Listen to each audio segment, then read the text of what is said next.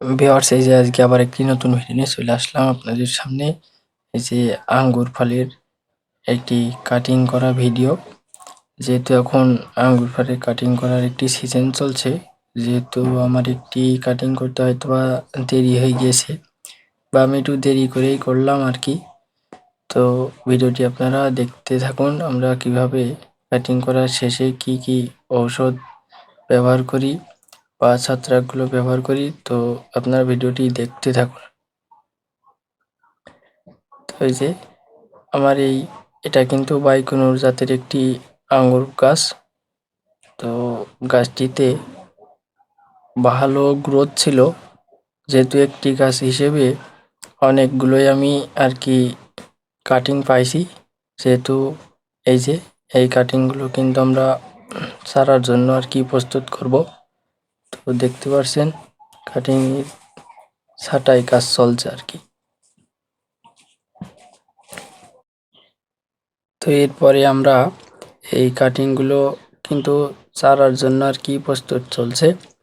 তো এরপরে কাটিং যেহেতু শেষ পর্যায়ে, এরপরে আমরা এই যে মূল গাছটি রয়েছে আর কি, সেটাই এই যে দেখতে পাচ্ছেন এই ডরমেক্স আর কি।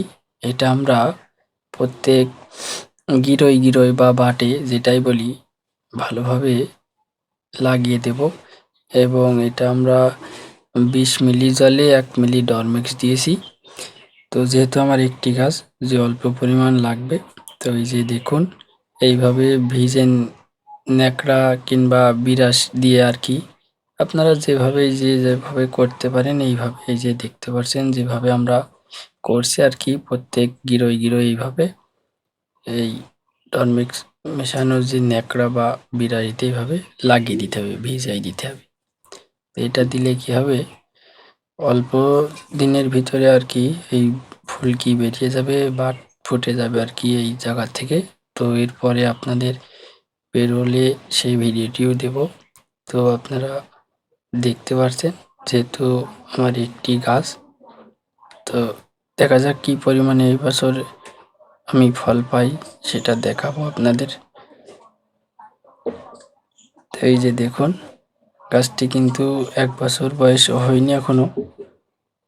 তো এরপরে ডরমেক্স দেওয়ার শেষে যে কাটিংগুলো আমরা আগা থেকে কেটেছি, সেই জায়গায় যে দেখতে পাচ্ছেন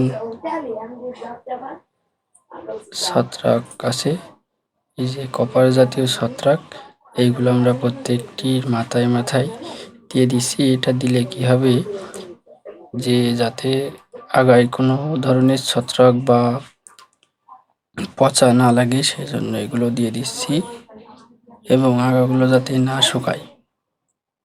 তো এই যে দেখুন এইভাবে কিন্তু আপনারা আঙুর ফল গাছের পরিচর্যা বা কাটিং শেষে এই কাজগুলো করতে পারেন। এবং এই সময় কিন্তু গাছের গোড়ায় পর্যাপ্ত পরিমাণের সেচের ব্যবস্থা করবেন, যেহেতু সামনে প্রত্যেক গিরো থেকে আর কি ফুলকি বের হবে বা বাট ফুটবে। তো যদি ভিডিওটি ভালো লাগে তো অবশ্যই আমার চ্যানেল থেকে দেখলে চ্যানেলটি সাবস্ক্রাইব করবেন, এবং পেজ থেকে দেখলে পেজটি ফলো করবেন। তো এতক্ষণ ভিডিওটি দেখার জন্য সকলকে ধন্যবাদ। সবাই ভালো থাকবেন।